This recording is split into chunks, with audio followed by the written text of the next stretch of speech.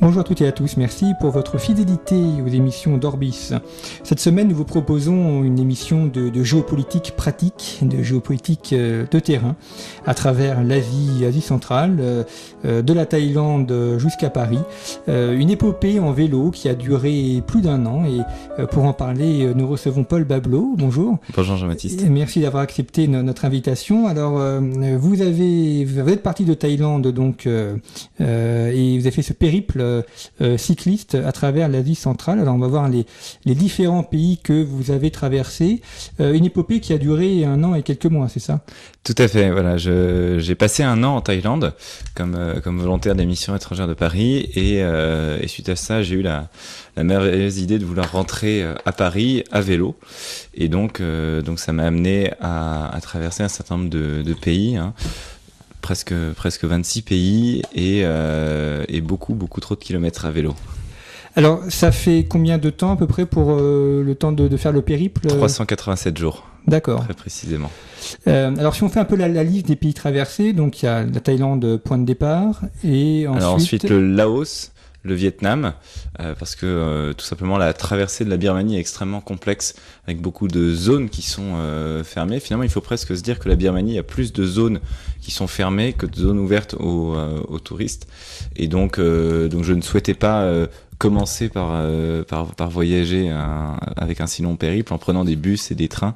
Donc je suis parti un peu dans l'autre direction pour arriver jusqu'en Chine, où là je suis remonté vers le Kham, vers la vallée du Mekong et la vallée de la Salween, pour ensuite continuer plein nord jusqu'au plateau tibétain. Donc c'est des plateaux qui sont à 3500-4000 mètres d'altitude. Et de là, je suis arrivé jusque dans le Xinjiang, dans le nord-ouest de la Chine, à la frontière avec le Kazakhstan. Puis Kazakhstan, Kirghizistan, Ouzbékistan, Turkménistan, puis l'Iran, l'Arménie, la Géorgie, la Turquie, Chypre, le Liban, la Jordanie, la Terre Sainte, à nouveau Chypre, à nouveau la Turquie, la Grèce, la Macédoine, la Serbie, le Monténégro, la Bosnie-Herzégovine, la Croatie, l'Italie, le Vatican et la France. Ouf. Voilà, donc quasiment une vingtaine de pays traversés. Tout à fait. Pour ce genre de périple, il faut à la fois voyager léger pour pas avoir trop de choses à transporter et dans le même temps, le climat est très différent. Donc, c'est-à-dire qu'il faut aussi avoir des vêtements qui s'adaptent à toute température avec des variants assez forts. Et exactement, oui. C'est vrai que les températures ont varié de moins 32 en Chine jusqu'à plus 50 en Iran. Alors heureusement pour moi, je m'étais allégé entre-temps en renvoyant une partie du matériel d'hiver par la poste jusqu'en France. Mais effectivement, ça demande d'avoir une certaine capacité d'adaptation et de résilience pour endurer tout ça. Et comment est-ce qu'on prépare le trajet ? Est-ce que tout est prévu par carte ou alors ça se fait aussi en fonction des contraintes ou des aléas rencontrés ? Alors, pour ma part, j'avais pas forcément préparé beaucoup de choses, juste un vague trajet, une idée générale, et puis ensuite, c'est à 10 jours près, on va dire à horizon 10 jours, que je me disais, bon, voilà, dans 10 jours, il faudrait que tu sois dans telle ville. Je regarde la carte, je regarde les possibilités, les choses qui peuvent être intéressantes à rencontrer sur la route, et puis je décide de ma route pour arriver jusqu'au point d'après. Et dans ce périple, donc il y a des zones où on peut passer, il y a des zones interdites, donc vous avez que la Birmanie, l'Afghanistan aussi, donc c'est-à-dire qu'il faut contourner. Il peut y avoir des zones plus ou moins dangereuses où on peut se faire attaquer aussi. Oui, alors on me demande toujours si ça a été dangereux. Moi, je réponds que je suis toujours en vie, donc c'est qu'a priori c'était pas si dangereux que ça. Rien qu'avec le climat, oui, j'ai dû modifier ma route parce que moi je suis arrivé au Kirghizistan directement par la passe de Kashgar et qui est fermée en hiver. Donc j'ai pas pu arriver par là, donc j'ai dû remonter un peu plus au nord encore par le Kazakhstan, pour le coup à Koshkor, où là, qui est d'ailleurs un point des nouvelles routes de la soie chinoises vers l'Europe. Et donc là, à cet endroit-là, vous pouvez rentrer au Kazakhstan sans être bloqué par la neige. Et ça veut dire aussi des peuples rencontrés différents, des personnes différentes. Est-ce que à travers ce périple, on arrive à voir peut-être les différences de manière d'accueil ou dans les différents types d'approches aussi Parce que certains ont dû être surpris de voir un cycliste français passer chez eux. Ah, tout à fait. Et moi, je trouve que le pays qui est le plus frappant pour ça, c'est la Chine. Parce que on a souvent cette image d'Épinal de la Chine, du Chinois qui mange son bol de riz avec ses baguettes. Je pense que j'ai dû manger 3 fois avec des baguettes en Chine, parce qu'on utilise des cuillères, et j'ai jamais mangé de nem. Alors oui, j'ai mangé du riz, mais c'est pas vraiment ça. La Chine est extrêmement diverse, hein. C'est un pays qui fait entre 1 et 2 milliards d'habitants selon les sources. Donc c'est des ordres de grandeur qui sont absolument gigantesques. Une ville de 100 000 habitants, c'est un village. Et très clairement, moi, j'ai pu voir cette évolution entre le sud de la Chine, au niveau de la frontière avec le Vietnam, puis le Kham avec ces peuples tibétains, et après les Ouïghours qui sont beaucoup plus dans le nord-ouest de la Chine. Effectivement, les approches sont pas les mêmes, l'hospitalité est pas la même, rien que dans un même pays. Et alors, je vous laisse imaginer que ça a pu être extrêmement différent entre la Thaïlande, l'Asie du Sud-Est, et puis l'Anatolie, les grands plateaux anatoliens de Turquie. Et on arrive à discuter parce que là, non, il y a la barrière de la langue d'une part, et puis si on voyage, on ne s'arrête pas, on ne fait que passer. Malgré tout, on arrive à avoir des échanges avec les populations. Alors c'est vrai que ce sont des échanges qui sont toujours assez brefs, puisque le voyageur est un éternel vagabond sur les routes qui ne s'arrête pas. Et puis avec cette barrière de la langue, finalement c'est donc Chine au Vietnam où j'ai eu le plus cette barrière de la langue, puisqu'après en Asie centrale le russe est quand même assez parlé. Et puis l'anglais à partir de l'Iran qui est quand même parlé d'une façon assez répandue. Mais avant l'Iran, vraiment très difficile d'avoir des conversations en anglais autrement qu'avec des professeurs par exemple qui avaient été à l'université avec des rythmes assez poussés. Et donc pour franchir les frontières par exemple, on se dit qu'il faut un passeport. Est-ce qu'il faut faire la queue pour avoir le visa? Le passage peut être plus ou moins long, non? Passer une frontière, ça peut prendre du temps lorsqu'on a besoin d'un nouveau passeport. Parce que ça, c'est ce qui m'est arrivé en Asie centrale. Je me suis rendu compte que j'avais plus assez de pages sur mon passeport pour pouvoir demander à l'avance les visas. Donc j'ai dû demander au consulat général de France à Almaty, au Kazakhstan, un nouveau passeport. Et ensuite, suite à ça, j'ai pu demander les visas pour les pays suivants. Alors selon les frontières, on vous donne un coup de tampon. Et puis en tant que Français, c'est très facile. Puis selon d'autres frontières, je pense à la frontière ouzbek, la frontière ouzbek et turkmène. Alors ça, c'est la pire. J'ai dû passer presque une demi-journée pour passer cette frontière, tellement les fouilles sont poussées, tellement les contraintes à la sortie et à l'entrée sont importantes, parce que tout est vérifié, hein. Le Turkménistan, c'est vraiment une des dernières dictatures de la planète avec la Corée du Nord.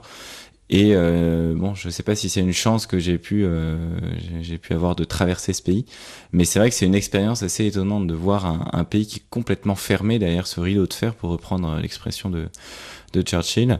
Ce sont quand même des aspects que nous on a beaucoup perdu en Europe, hein. On n'imagine pas à quel point ça soit pas vraiment une contrainte, hein, parce que ça fait partie du jeu, mais c'est vrai que ça interloque toujours les personnes qui sont en Europe, de se dire mais comment on passe une frontière. Voilà, on présente son passeport, il faut se renseigner à l'avance pour savoir quelle est la contrainte en tant que Français. Parfois il faut qu'on demande un visa à l'avance, parfois on n'a pas besoin, parfois on nous met juste un coup de tampon et on peut rester 30 jours, 60 jours, 90 jours, 170 jours, 180 jours. Voilà, ça c'est pas compliqué en soi, mais c'est vrai que ça demande un tout petit peu de préparation. Et ça veut dire aussi savoir où aller, quel point de passage prendre. Oui, il faut poser des jalons un petit peu à l'avance pour se rendre compte de quel endroit va être le suivant. Parce que si on se rend compte après coup qu'on va pas avoir suffisamment de temps pour demander le visa du pays d'après, là ça va commencer à être compliqué. On va se retrouver dans une situation extrêmement délicate. Pour la navigation, vous faites l'usage d'une carte GPS pour se repérer sur les routes ou les pistes. Carte papier. Oui. Voilà. Et boussole. Et donc ça suppose aussi d'acquérir les cartes au fur et à mesure. Alors ça, c'est vrai que c'est pas forcément quelque chose de très évident, parce que malheureusement aujourd'hui l'usage du GPS supplante celui de la carte. Mais j'arrivais toujours globalement à acquérir des cartes. Je m'en suis fait envoyer aussi vers l'Asie centrale, parce que c'est des endroits où c'est compliqué d'avoir des cartes de bonne facture. Et à partir de là, bon, en général, j'ai acheté des cartes aussi locales qui sont moins précises, mais avec les termes marqués dans les langues locales. Donc c'est beaucoup plus facile après pour se repérer en comparant les panneaux et tout ce que je pouvais voir. Et comment on se fait envoyer des cartes depuis la France? Ça suppose d'avoir un endroit de réception, une adresse de réception. Mais il se trouve que j'ai des amis qui ont la bonne idée de vouloir venir au Kirghizistan en hiver, et donc qui ont pu jouer ce rôle de messager. D'accord, donc ça a servi. Voilà. Pour le vélo, vous avez eu le même vélo de bout en bout? Est-ce qu'il a fallu changer pour des causes de casse matérielle ou... Alors j'ai cassé un certain nombre de choses, mais le vélo est toujours en état. Aujourd'hui, il ne doit plus rester grand-chose d'origine à part le cadre et les roues. Mais on trouve en fait dans ces pays-là beaucoup de pièces détachées, alors pas toujours de très bonne qualité. C'est ça qui peut être compliqué. Mais j'ai réussi à trouver un certain nombre de pièces détachées, des patins de frein, des câbles de frein, des câbles de dérailleur. Voilà, un certain nombre de choses qu'on peut réussir à trouver. Ça demande de la patience et de l'abnégation, mais c'est possible. Est-ce que tu poses de bricoler aussi, de faire feu de tout outil possible pour le bricoler? Oui, sachant que l'ennemi principal du cycliste, c'est le poids. Donc il faut réussir à avoir une caisse à outils suffisamment légère, mais tout de même assez complète pour pouvoir réparer, ou au moins parer au minimum pour ensuite réparer plus correctement dans un garage. Mais pour le coup, c'est l'avantage de tous ces pays-là, tous ces pays d'Asie centrale, hein, je parle surtout, où vous avez des garages à tous les coins de rue qui savent souder même de l'aluminium, ce qui est pourtant pas une mince affaire. Mais aujourd'hui en France, je ne vois même pas où est-ce que je pourrais réussir à faire souder quelque chose comme ça au coin de la rue. Et pour dormir, vous étiez sous tente? Sous tente ou chez l'habitant. Et là, l'accueil se fait plus ou moins facilement, non? Bah voilà, c'est souvent. Alors ça dépend les pays. Souvent, ce sont même des propositions des personnes que je croise sur la route qui me disent mais viens dormir chez moi. Alors ils vous disent c'est pas loin. Oui, c'est à 50 km, donc à vélo c'est quand même une demi-journée de route. Mais parfois même, j'allais toquer à la porte, demander si je pouvais dormir chez les personnes et souvent, elles étaient assez contentes de m'accueillir. Puis, parfois, on nous dit non. Hein, on nous disait c'est pas possible. On me faisait comprendre que c'était pas possible, donc il fallait aller plus loin. Voilà. C'était très simple. Hein, donc, comme j'étais autonome d'un point de vue bivouac, j'avais pas cette contrainte de devoir trouver un hébergement tous les soirs. En termes de paysage, vous avez évoqué le Tibet, les plateaux anatoliens. Quels sont les paysages qui vous ont le plus marqué au Laos? C'est beaucoup plus forestier. Est-ce qu'il y en a un ou deux qui, par sa beauté ou par l'ampleur de la nature, vous a particulièrement marqué? Le Laos, effectivement, m'a beaucoup marqué. J'avais un petit peu traversé le Laos lors de mon année de volontariat, notamment en pirogue, en descendant le Mékong. Mais le Laos, effectivement, est très vallonné, complètement boisé. On va dire malheureusement de moins en moins, puisque des grandes entreprises chinoises déforestent à tout va des territoires qui leur sont loués par le gouvernement là-haut. Et puis après, je penserai au Kirghizistan, qui est aussi un pays très montagneux. 70% du pays est à plus de 2000 mètres et montagneux, et 90% du pays est à plus de 2000 mètres d'altitude. Donc ça vous plante un petit peu le décor. Et c'est un pays qui est absolument fantastique, sous la neige, c'est magnifique. Ça m'a beaucoup marqué. Et puis les grands déserts iraniens, Dasht e Kavir, Dasht el-Lut, qui sont des grands déserts salés. Et ça, c'est des étendues à perte de vue. On se dit, mais je vais jamais m'en sortir. Et pourtant, hein, c'est possible. Il y a des villages tous les entre 100 et 150 km. Donc, c'est possible de traverser ces déserts, quoi. Ça veut dire qu'il faut avoir des réserves d'eau conséquentes. Oui, parce que 150 km, c'est 3 jours de vélo à peu près. Un jour et demi. Un jour et demi. Donc, il faut avoir absolument de réserves d'eau pour tenir. C'est ça, oui. En plus, il fait chaud. Il fait très chaud. Il faisait 50 degrés. Mais alors, c'est vrai que à cet endroit-là, je consommais à peu près 9 à 10 litres d'eau par jour, rien que pour boire. Mais c'est des routes où vous avez un certain nombre de voitures qui passent. Alors, je dirais pas des centaines tous les jours, mais plusieurs dizaines. Donc, il suffit d'arrêter les voitures. Les Iraniens sont absolument incroyables pour ça. Ils sont accueillants à n'en plus finir. Et évidemment qu'à chaque fois, ils me fournissaient de l'eau, même des fruits. Enfin, je leur demandais juste de l'eau et je me retrouvais avec des plats cuisinés. Enfin, c'était absolument incroyable. Et là, vous avez passé combien de temps en Iran, le temps de traverser J'ai passé 2 mois. 2 mois. 2 mois, donc je suis arrivé par Mashhad, donc au nord-est du pays, à la frontière avec le Turkménistan. Je suis descendu à travers le désert du Dasht-e-Kevir, puis Dasht-e-Lut, jusqu'à Yazd, Shiraz, puis après remonter Ispahan, Kashan, Téhéran. Et puis à Kashan, j'ai rencontré un jeune Suisse qui m'a dit il faut absolument que tu ailles au Kurdistan iranien. Je lui ai dit ah bon, mais pourquoi? Il m'a dit c'est magnifique. Bon, bah du coup j'y suis allé. Je suis passé par Hamadan, puis toute cette frontière en fait vraiment proche de l'Irak. Et puis effectivement c'est, je pense, les plus belles vallées que j'ai vues de tout le périple. Donc là, très verdoyant, non? Ou... Assez vert, oui. Oui. Un paysage qui ressemble un petit peu à la Provence, assez jaune aussi, rocheux, et puis donc des grandes vallées assez majestueuses, mais quand même assez encaissées.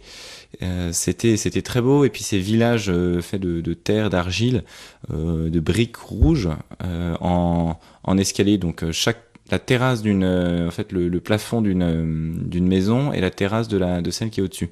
Donc ça, c'était assez impressionnant quand même comme village à voir. Je pense notamment au village de Abiane, qui est situé pas très loin de Kashan.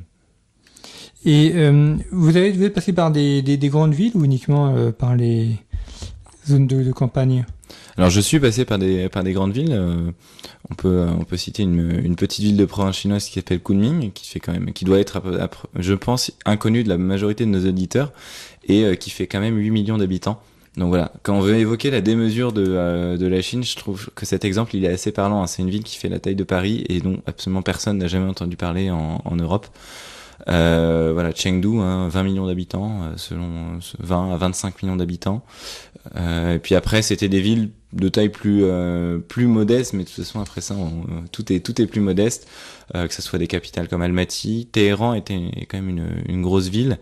Et puis ensuite, ça a pas été des très grandes villes, hormis Rome et Athènes.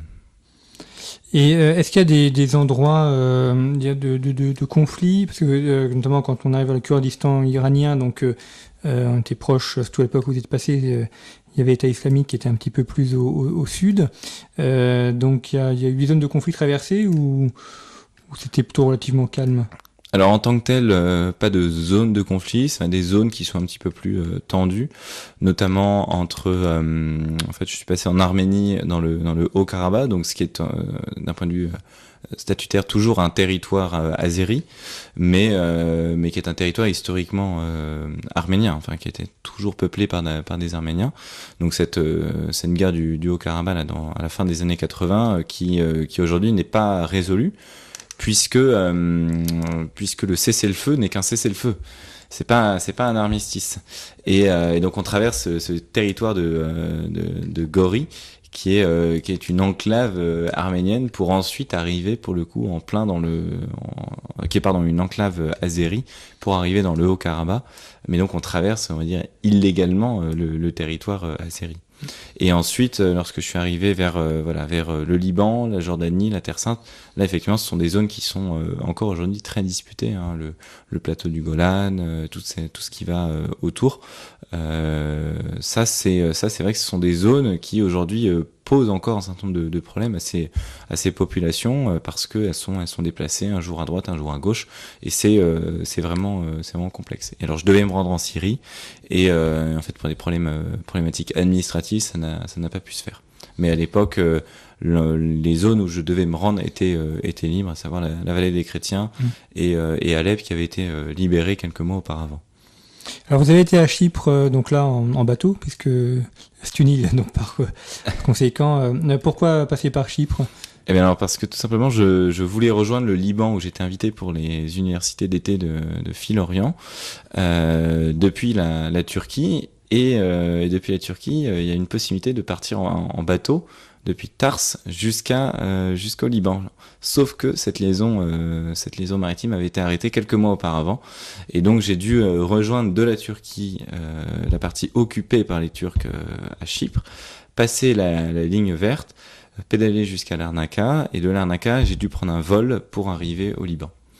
D'accord, donc là c'est la seule partie du périple que vous avez fait en avion. Tout à fait, D'accord.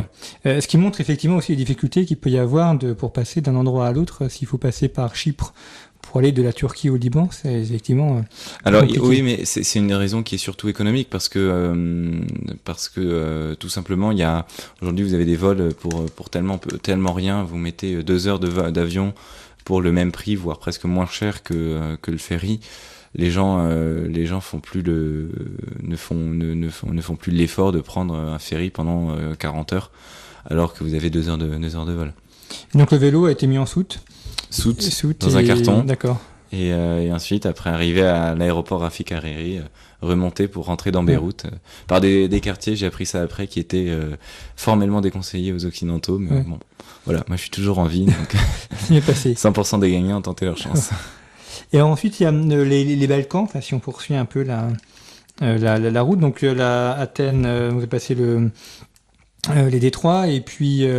Alors non, cette fois-ci, non plus. J'ai pris un bateau, un ferry, parce que je suis arrivé donc par toute la côte lycienne, donc voilà, Antalya, Alania, la côte lycienne, Marmaris, et ensuite Éphèse, puis Smyrne, donc Izmir en turc, et de là revenir par les détroits me faisait vraiment revenir en arrière, et j'étais un petit peu pris par le temps aussi, donc je souhaitais passer un peu de temps à Athènes.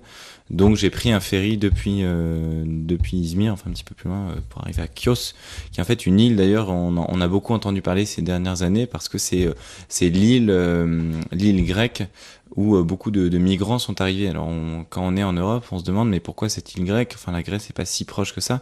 Bah ça, il faut revenir en fait en 1923 et au traité de Sèvres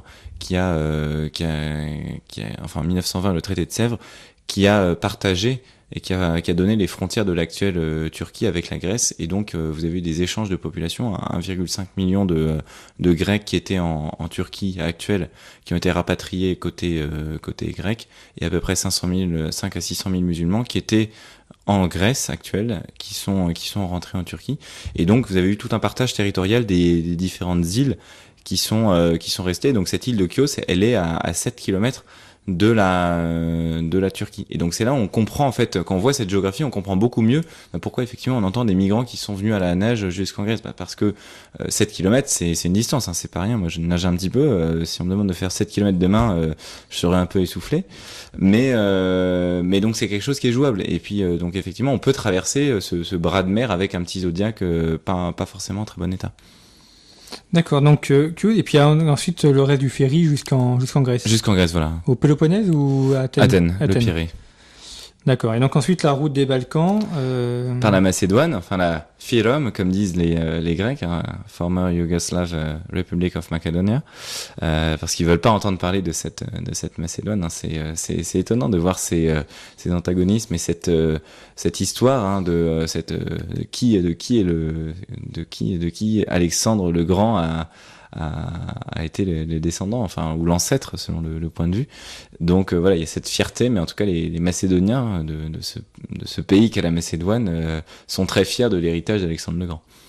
Et alors ensuite là, voilà, moi je vais parler de la Serbie. Certains parleront du Kosovo, mais si on regarde l'histoire, c'est absolument sûr que c'est un endroit qui est une province de la Serbie, hein, le Kosovo. Hein, la Metochi, je suis notamment passé par les monastères de Gračanica et de Visoki Dečani, qui sont les deux monastères fondamentaux pour de toute l'orthodoxie serbe.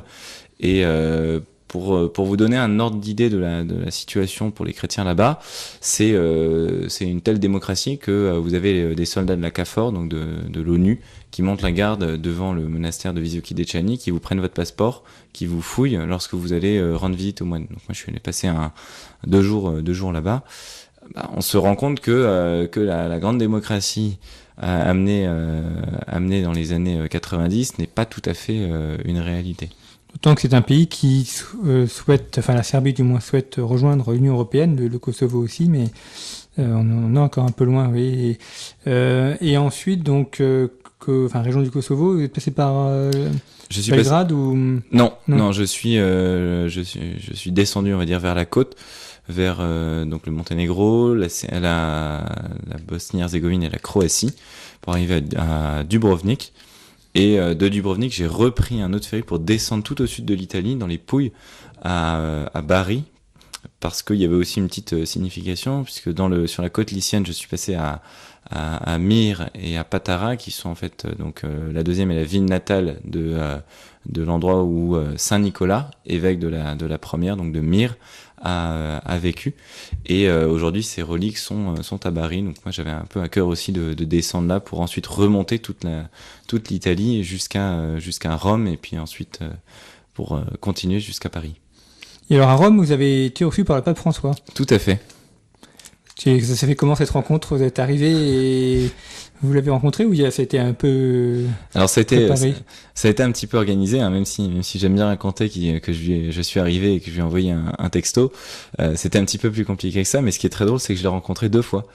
Alors je l'ai rencontré une première fois le dimanche où on a déjeuné ensemble avec un certain nombre de personnes qui étaient là des personnes de la rue qui étaient en pèlerinage. Et donc j'ai retrouvé mon ancien vicaire qui était en pèlerinage avec des gens de l'association Lazare et qui m'a dit mais on a une place en plus, viens demain avec nous pour déjeuner avec François. Donc je lui ai dit bien sûr avec joie.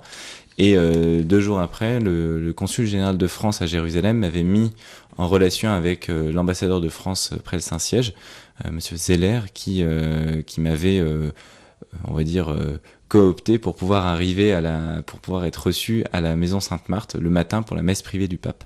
Et ensuite, j'ai pu discuter quelques minutes avec le pape sur ce périple. Eh bien, ça c'était évidemment parmi les rencontres improbables du séjour. Et donc, vous êtes ensuite remonté vers la France et arrivé en France en décembre 2017. Tout à fait. Le 3 décembre 2017, donc 2 ans et 1 jour après l'avoir quitté, par le col de Montgenèvre à 1850 mètres d'altitude, j'ai rejoint notre beau pays. Et donc la vallée du Rhône ensuite et Paris. Tout à fait, oui. Et dans travers tout ce périple, est-ce qu'il y a une anecdote ou des aventures un peu particulières qui vous ont touché, ému ou marqué particulièrement? Oui, alors si on reprend un peu un côté géopolitique, moi il y a une anecdote qui m'a beaucoup fait sourire, c'est que lorsque j'étais donc à Amman, donc qui est côté est de la fin de la vallée du Rift africain, je voulais rejoindre Jérusalem, donc qui est de l'autre côté, qui est côté ouest en vis-à-vis, et donc je descends à moins 200 mètres d'altitude, à peu près jusqu'au niveau du poste frontière, et puis là, bon, tout un imbroglio, il faut payer une taxe, il faut faire ceci, il faut étiqueter mon vélo, soit, bon, puis j'arrive devant, je repars, j'enfourche mon vélo, et puis là, j'ai un policier devant moi qui me dit No, you need a bus. Je lui dis non, I don't need anything.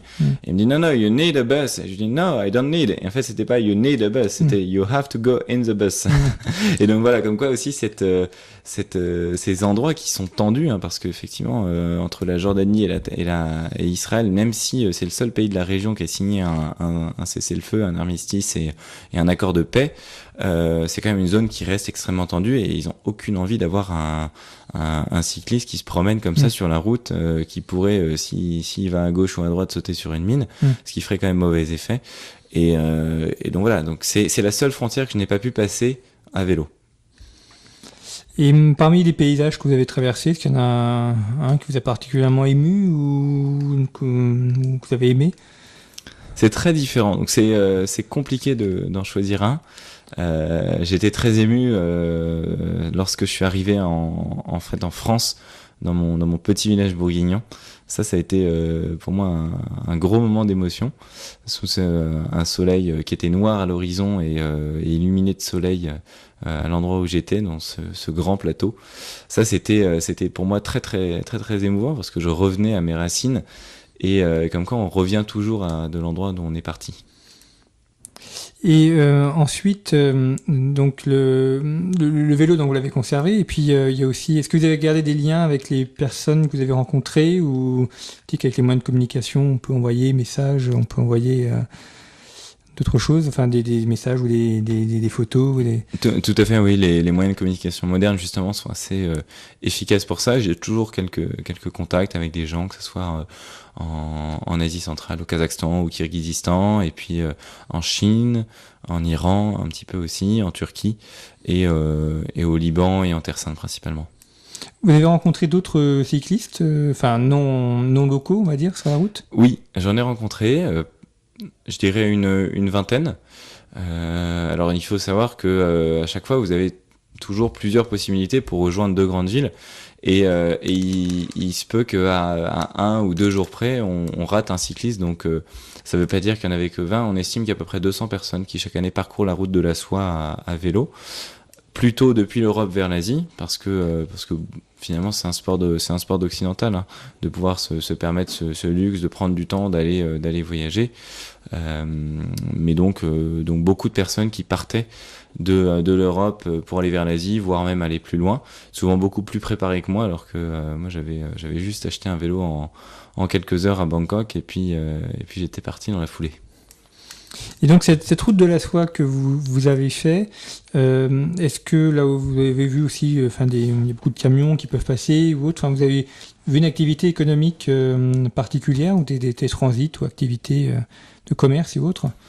Alors effectivement, il y a beaucoup de camions, hein. Le camion reste quand même le moyen de transport privilégié dans tous ces pays du monde. Entre le Kazakhstan et le Kirghizistan, d'ailleurs, j'étais entre le Kazakhstan et la Chine, j'étais à un des endroits qui est le plus éloigné de l'océan mondial.